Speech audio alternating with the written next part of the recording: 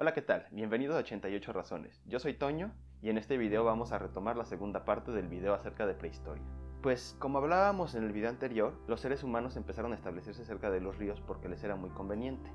Y para este entonces ellos seguían construyendo sus casas utilizando ramas y utilizando piedras. Poco a poco empezaron a hacer ligeras excavaciones en la tierra para que su casa quedara un poco más abajo, y después siguieron utilizando más o menos el mismo esquema que teníamos en las casas anteriores, utilizando ramas, solo que ahora lo hacían de una manera circular y ponían piedras en toda la circunferencia de estas casas, y de ahí apoyaban las ramas.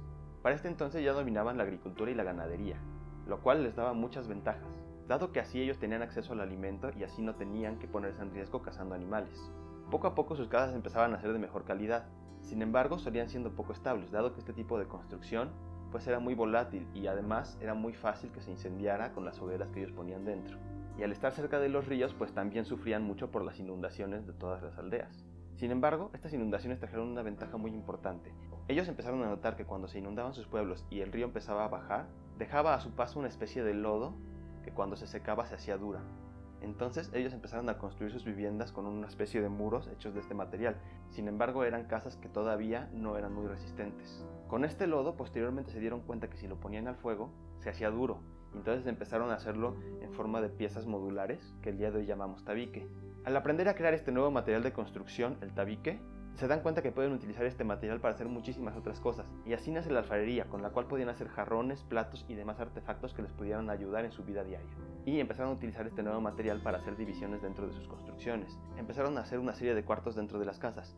Hasta el día de hoy, en la mayoría de los casos no se sabe cuál era el uso de estos. En algunos casos se piensa que podía ser ritual, sin embargo también podría ser un lugar de reunión para estas comunidades. Ejemplos de estas construcciones con muros circulares de tabique los podemos encontrar en la primera etapa de la ciudad de Jericó.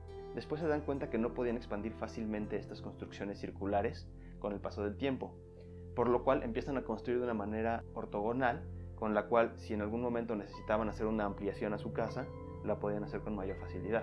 En el piso de estas construcciones normalmente ponían cal y yeso para evitar el contacto directo con la tierra. Después empezarían a utilizar el yeso y la cal para cubrir los muros de sus construcciones y así evitar que entrara directamente el frío o el calor del exterior.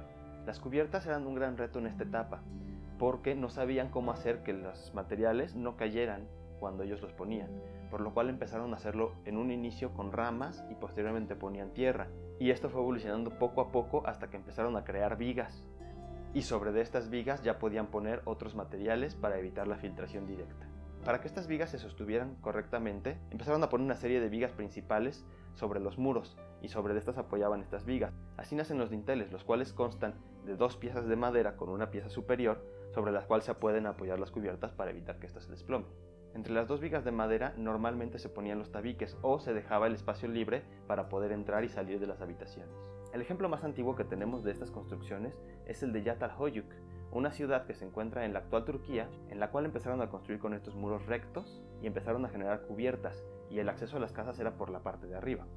Todas estas casas estaban pared con pared, es decir, no había muros intermedios, y se desplantaban sobre una colina, por lo cual cada casa quedaba más arriba que la anterior. Las terrazas de Yatalhoyuk se utilizaban en su parte superior como espacios de convivencia y esparcimiento, por lo cual eran los espacios donde la gente estaba mayor parte del tiempo. Todas estas casas tenían una gran habitación santuario en la cual llevaban a cabo ritos religiosos, además tenían espacios para dormir y cocinar. Además, en la mayoría existían 2 o 3 espacios de almacenamiento. En la habitación santuario se podían encontrar fácilmente cabezas de toro y pinturas en los muros con bailarines. Otro factor interesante en Yatalhoyuk es el ritual que llevaban para enterrar a sus muertos. Los muertos se enterraban dentro de las casas, abajo de unas plataformas. Sin embargo, esto ocurría solo en la primavera, porque cuando la persona moría, lo primero que hacían era sacarla a campo abierto para que los buitres devoraran la carne. Y entonces, en la primavera, cuando las casas se remodelaban, entonces llevaban los huesos de su ser querido dentro de la casa y las colocaban debajo de estas plataformas. También ahí ponían joyas y cubrían a los muertos con polvos de colores. Esto nos habla de los interesantes ritos que tenían estas personas en cuanto a la muerte desde la antigüedad. Para estas épocas seguía habiendo cazadores y recolectores por todo el mundo, por lo cual estos de pronto aprovechaban e iban a robar el ganado y los sembradíos de los pequeños pueblos. Además tenían invasiones de otros pequeños pueblos que también trataban de robar su comida, por lo cual ellos empiezan a idear la forma con la cual evitar estas invasiones. Y entonces toman los tabiques que ya conocían y empiezan a construir muros. En algunas civilizaciones han encontrado 2 o 3 muros rellenos de tierra, lo cual los hace mucho más estables y mucho más resistentes. Estos muros iban alrededor de toda la ciudad para evitar que entraran estas personas a invadirlos, y así es como nacen las murallas. Las murallas, además de evitar las invasiones, servían para otro propósito. Estas ayudaban enormemente a evitar las inundaciones cuando los ríos se desbordaban. En estas épocas, los más fuertes y más bravos empezaron a tomar un papel de liderazgo en estos pequeños pueblos, ofreciendo proteger las tierras y además administrarlas. También ellos se comprometían a entrenar gente para que estos protegieran las aldeas a costa de su vida. Sin embargo, lo que pedían a cambio eran ciertos privilegios. En este momento se empiezan a generar las divisiones sociales entre ricos y pobres. El hecho de estar asentados también hizo que estos pueblos empezaran a reproducirse con mayor frecuencia, porque cuando eran cazadores-recolectores, pues ellos trataban de llevar la menor cantidad de cosas que pudieran. Sin embargo, cuando ya estaban asentados, no tenían esta necesidad. Ellos podían acumular riquezas, posesiones y familia con total libertad. Sin embargo, esto hace que de pronto la tasa de mortalidad sea mucho más baja que la de natalidad, y entonces la población crece. Al crecer la población cada generación, esto hace que la demanda de alimentos también crezca, lo cual hace que del mismo modo se necesiten cada vez más tierras para plantar y para tener ganado. De esta manera, estos pueblos empiezan a acercarse cada vez más unos a otros, y a algunos pueblos les iba mucho mejor que a los demás, y estos empiezan a ser pueblos muy poderosos que dominan toda la zona. Pero también había pueblos muy pequeños que no podían competir con estos pueblos grandes, por lo cual se acercan a estos pueblos y les ofrecen tierras y tributos a cambio de protección, y así es como nacen las ciudades-estado. Las ciudades-estado eran independientes, es decir, estas ciudades podían tener su propia religión, su propia cultura y sus propias leyes. Sin embargo, eran parte del otro pueblo y estaban obligados a responder cuando este pueblo les llamara. Así es como se empiezan a construir las ciudades. La primera ciudad es Uruk, ubicada en Sumeria. Sin embargo, para estas épocas la humanidad ya estaba por todo el mundo.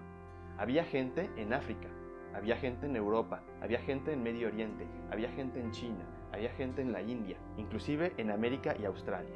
En próximos videos hablaremos de muchas de estas culturas, y de cómo hacían la arquitectura, y por qué construían de la manera en que lo hacían.